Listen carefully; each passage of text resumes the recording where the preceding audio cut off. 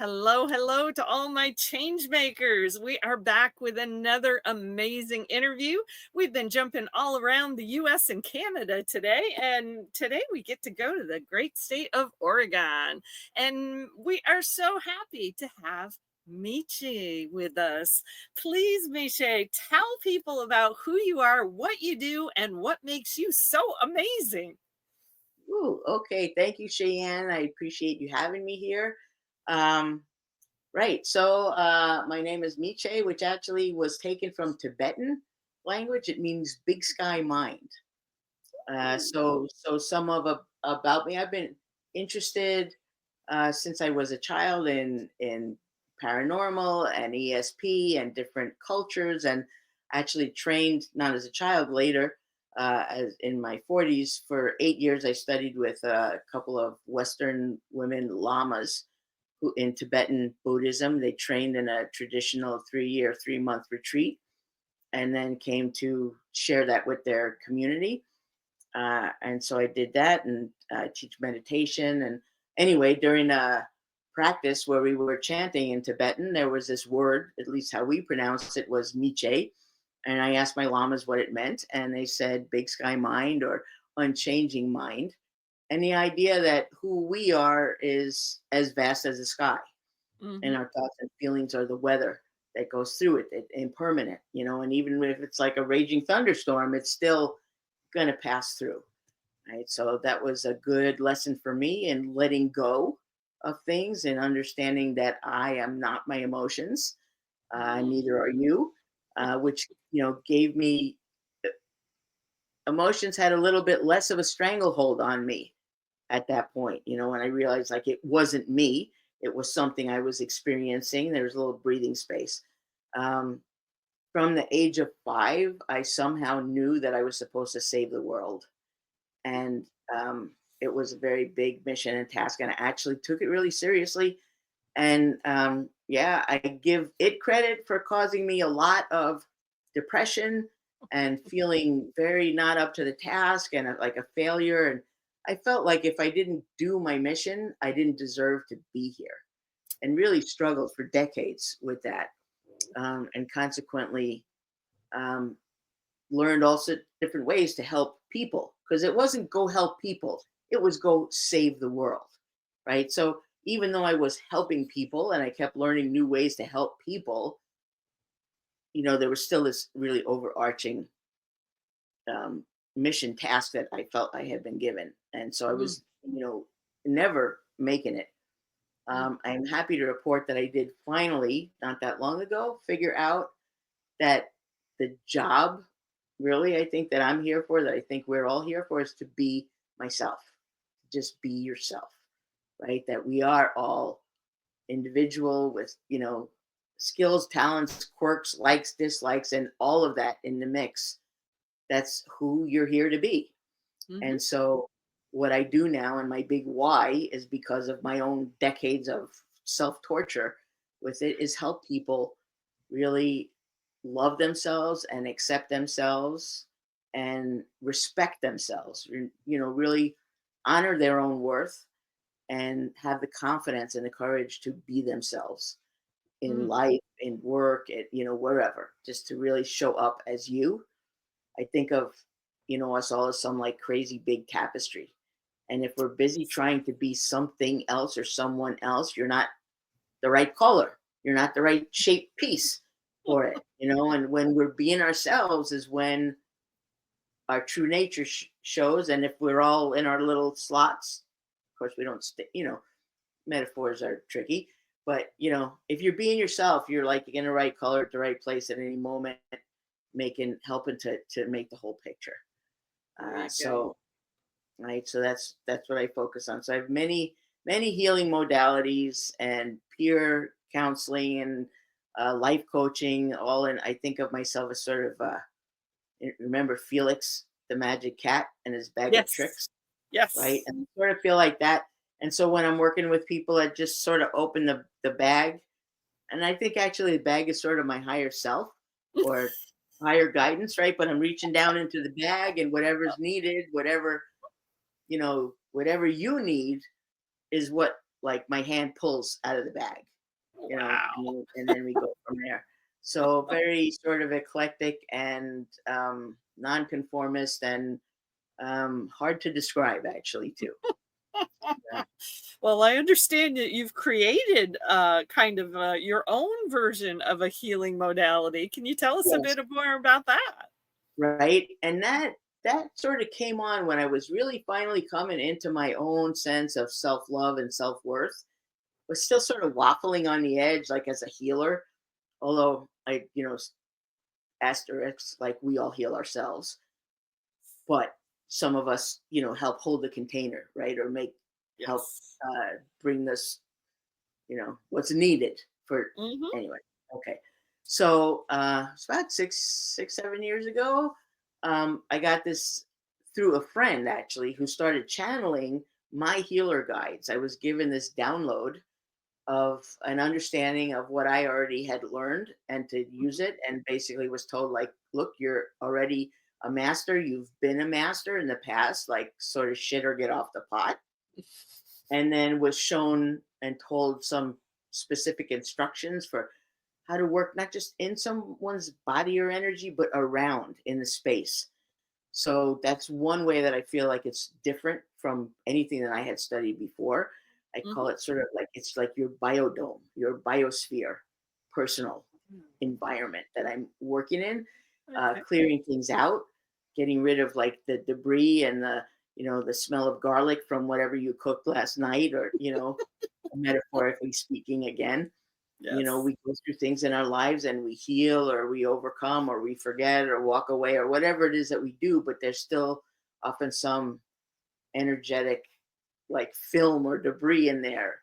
And so I'm helping clear that out of somebody's field so that they can feel and see themselves the clearest and cleanest sort of and their newest version Hmm. of themselves, and also kind of be seen by other people. And also I see it as a deepening connection with your own higher self or higher guides or whatever. Like we're always connected, but Hmm. sometimes there's like some static on the line, or Yes. it's like, or you dropping the calls. And this is helping really open that way for a stronger connection. And it's different for everyone based on sort of what they need and where they're at. But I would say what happens, kind of across the board is people's sense of self strengthens. Their boundaries tend to clarify. Their Mm. sense of purpose. Um, Frequently, we have some sense of purpose, but we kind of doubt it. We don't really know. And so they get confirmation, of where they think they're supposed to head, or maybe they get, some instructions on how to shift that a little bit. So it's a very powerful, empowering uh, work, and I've had I've done I don't know 60 or more sessions over the years, and three women left their partners. When I would have to say all of them in an unhealthy, abusive relationship. So not like, oh, have this session and suddenly you'll get divorced, but each case it was people who didn't quite fully know how to stand up for themselves, and not take shit from other people, and declare their space in themselves. And after the sessions, it just formed formulated within them, right? That strength that they needed, the self-confidence that they needed. And some happened, two of them I think within months, and one of them it was a year later that she left her partner. But she said definitely she uh called back to the session that we had, that what started that and let her see her relationship. It was like a 20-year relationship, but she could suddenly see it differently and Wow. understand how she was really not being treated well or getting what she needed. So she's having like amazing life. She just continued to grow and do all this stuff. So Wow. it's liberating, right? Whatever ways that you are feeling constrained or held back, Hmm. this tends to open for Wow. you, Wow. Well, and thank right? you for sharing that. I was going to ask you if you had any stories that could kind of give us a little more insight into some of these things. So that was perfect. My Right. So goodness. tell you a funny one. The other thing that's really different about this work than other healing modalities I've learned is that this debris that's hanging around, I'm kind of collecting it up. A lot of it gets just thrown out, put in the virtual incinerator or whatever. But some of it is kept and it's kind of condensed down to its essence, like an essential oil sort of thing.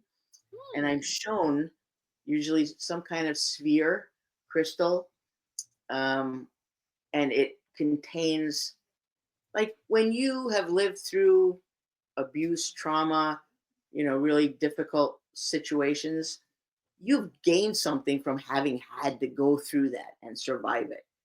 But often we can't touch that, or we don't want to touch it because it comes with all the trappings, right? It comes with, we don't want to re traumatize, you don't want to relive that. And Hmm. so, in order to keep yourself safe, you're also not getting the benefit. And not that it happened for a reason. I'm not saying that. I'm saying, like, it happened, you lived through it, you're stronger now. And Right. so, in cleaning this kind of debris up and condensing it, I'm coming to you now with the pearl, the wisdom, the power, the compassion, the strength to understand whatever it is, right? Without the story, without the trauma, so that you can use it in your life. So again, it's all metaphor, right? Again, I'm shown, or energy.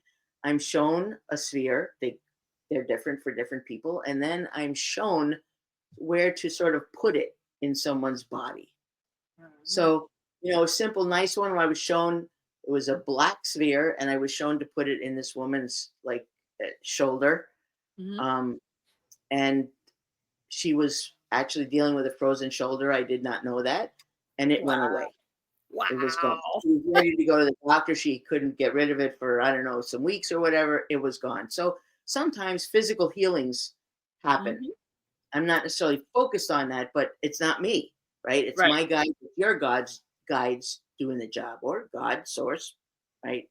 Yep. Another time, I get this ball. I don't remember what it looked like, but I'm told to put it down this woman's pants. And I'd never met this woman. I didn't know her, except from this session. And I'm thinking, like, what? So in the session when I'm doing the energy work, like, okay, I did it, but we debrief afterwards where I'm Right. sharing, like, what I saw and what happened, and who I think it means. What do you think it means? And so we get up to this, and I'm like, okay. And so I was given this, let's say, a gold ball to place in your root chakra, is what I say. And in my head, I'm like, come on, like, that's not what we said. And if you're going to do this work, like, when I signed on to do this, I need to be true and honest with what is coming through, right? Right. And I'm thinking, like, I am not doing this. I'm not doing it. I had to do it. So I said, look, I'm embarrassed. I feel really awkward, but this is what I'm shown. So I'm just going to share it with you, that I was shown to sort of, like, pull your pants away and drop this ball down your pants. And she just looked at me. She said, that makes perfect sense. And we didn't go into detail. She didn't have to tell me anything. It wasn't for me, right? It was for her. Oh my So gosh. I think that was, my funniest and sort of weirdest one. But I get pushed, I get challenged because I'm trying to breathe through what I'm being told or shown or whatever, right? Right. And Right. it's not for me, and I don't necessarily understand it. I don't know why it was down her pants, or why it was gold, or any of that. So it's Oh like, my really, goodness. it's Well, really like what you need, is yep. coming to you, and oh, In a very specific way, and don't try to change it. that's right, that's right. That's Yeah. amazing. Well, I have to ask you about this workshop you've got coming up. Tell us about that, and Mm. how can people get involved with it? Yes. One of the things I love the most to do is I teach people how to bend a spoon. To take, and I brought a spoon with me, so a silver, or not silver, stainless steel spoon, thick, Yeah. no tricks, no, this isn't like magic tricks you see on YouTube. This is taking a spoon and just really, it's about shifting your mindset, a lot of which is just getting doubt and self critique out of the way, which I am very familiar with having. So this was helpful for me that if you're really being down on yourself and hard on yourself, you're not going to bend a spoon. If you're just even in a neutral place, it's like, okay, and wondering, I wonder if I could do this, and not saying, this is silly, or why are you doing it, or I can't believe you're doing this, on a live thing, you're going to make an idiot of yourself, and like all that kind of stuff that was so loud for me in my life that it was inescapable that I was had this very negative internal voice. Some people don't realize that really we're talking to ourselves all the time, at least Yeah. when we are awake. And most of the time it's really not so good, right? It's judgmental, it's critical, it's maybe trying to protect us, right? Trying like, don't go out there, don't do that, right? Even though it could be for our benefit, but the internal voice is like, I don't want you to go out there and embarrass yourself, or Mhm. right. So it's that kind of stuff. We don't know it. So in the workshops, I just really suggest people to just set it aside. You don't have to debate with it. Just say, for now, we're not doing that. Just for this moment, I'm going to wonder if something else is possible. And the idea that we're all energy, the spoon is energy, I'm energy, it's all energy, and we're all interacting. And so what if I could interact with this differently than normal? I mean, 65 years old, I've been using a spoon for most of those years, I think, as a spoon, and it's very handy to be that way. But what if instead you could do something else with it?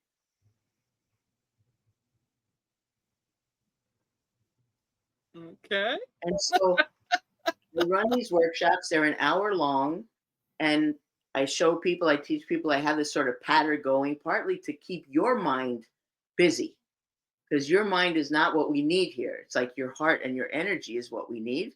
And Yes. so I'm chattering away and telling you stories about energy, and the guy who took photos of water crystals, and how they look differently if you said you love the water or if you hate the water, and how it's all the same and we're made up of water, and what if we could be different and do different and harness energy in a different way. And in general, I would say about 90% of people in my workshops bend their spoon while we're on the call. Wow. Another few percent will bend it afterwards, either right after because they didn't want to be on camera, and doing it. I mean, and you don't have to be on camera. I mean, I encourage people to participate, with audio and video, partly because I want to celebrate you when you bend it. Somebody Right. like hold it and say, okay, what was going on for you? What happened in that moment that spoon went from like, I can't bend it, which is, so as first you come with spoons that you cannot bend by simply just, applying your physical force. Pressure. So Yep. that when you do this, something happened. And then everybody's got some kind of story or experience of what was going on for them. And during that process, also, it reveals what you say to yourself when you're challenged and when things do or don't go your way. And so, the real reason I'm teaching you to bend a spoon is so that you can learn how to bend your life. And you can notice that, when I'm faced with something, I'm immediately telling myself, that's too hard. I can't do that. And when you say that to yourself, you're like seeding your future, and Yes. you're planting that into your future. And what if you say instead, well, I never knew how to do it before, even, Mhm. right? Or ask yourself a question of like, I wonder what it would feel like if I could do it this time. Or Mhm. what if this time, whatever it is, was easy?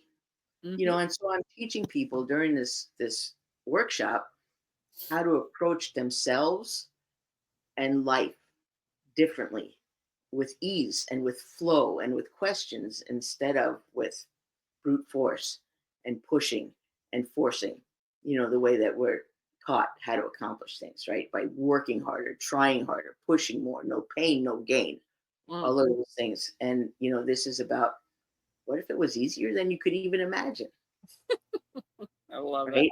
And then when you bend your spoon, you have a spoon. Like when I first bent mine, I hung it in the cup holder in my car, so it was always there to remind me Right. of what I was capable of doing, Yes. right? Yes. I love So, it. and even like with depression, I mean, I've overcome most of it. I'm also on antidepressants. Thank you. It keeps me alive.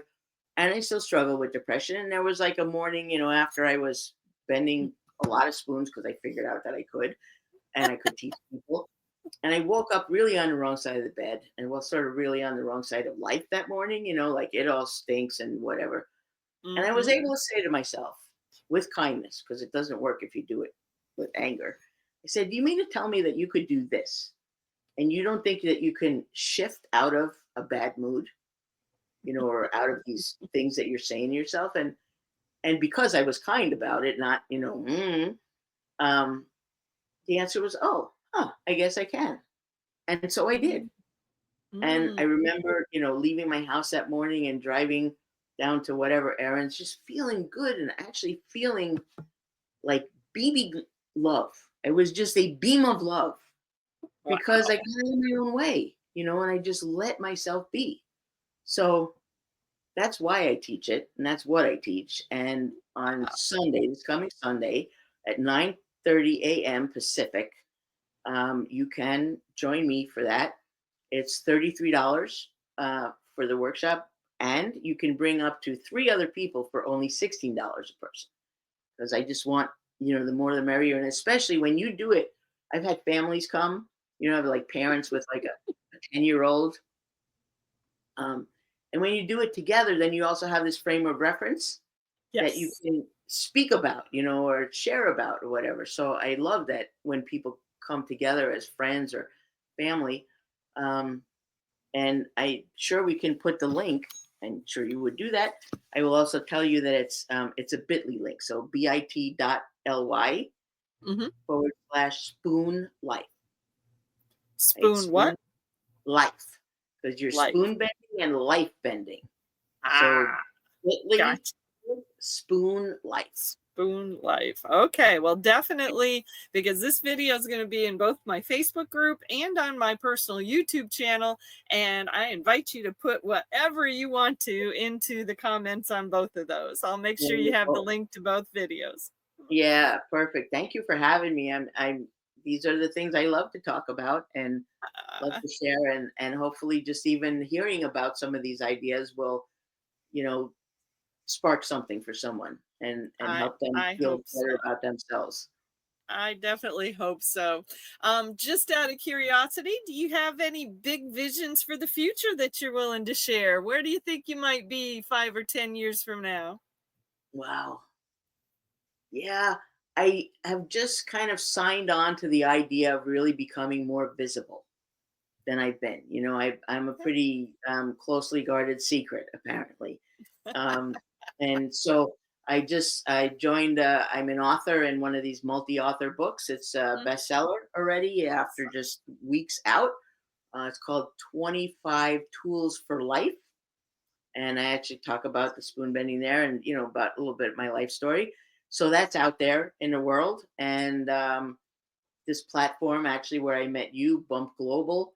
I'm getting. I have a partner channel on there, which I expect to be called Wisdom and Woo, and so I see myself having, a really nice following there for my own work and what I'm teaching, and also bringing in other teachers and healers and coaches to really, those of us who are not a household word yet or not being seen all over, but have really important information and messages to share, to give not only myself the visibility, but others as well. Awesome. So a lot of people came in feeling like they were here for a reason. I don't know if they got the message at Mhm. 5. Although actually I have met several people in the last few months who said something happened to them when they were 5. So I'm not sure what the 5 is, but something going on there. Um, but feeling like we're here now for a reason, but nobody told us when now was. I think now is now. I Now think, is now. right? I mean, they could have said to me, "Listen, you're gonna have to wait about 60 more years until like the situation is right and you're really sort of part of what's needed for the solution." Right? But I Mhm. think so many of us who've been coming up through these years are here to mentor, to teach, to share what we have worked through or known or had to create. Yes. to help us all move forward into a kinder, gentler, wiser humanity. That's it. That is it. Well, Yeah. thank you so much for being here today, Miche. And do you have any final words of wisdom you'd like to share? Be the gift that you came here to be. Ooh, I like that. Yeah. Absolutely. Thank you. Thank you. All Thank right. you. Thank you. Thank And you so much. absolutely, I hope you get a whole bunch of people coming to your spoon bending workshop. I think that is just the most wonderful way to deal with our highly kinesthetic learning Right? society these So, days. yep, it's tangible. You can see it, you can feel it. Yep. Absolutely. Good Right. stuff. Thanks a lot. Thanks so much. Take care. And thanks to all of my Yep. change makers for tuning in. We'll see you on the next interview. And in the meantime, have a fabulous rest of your day. Bye bye. Bye.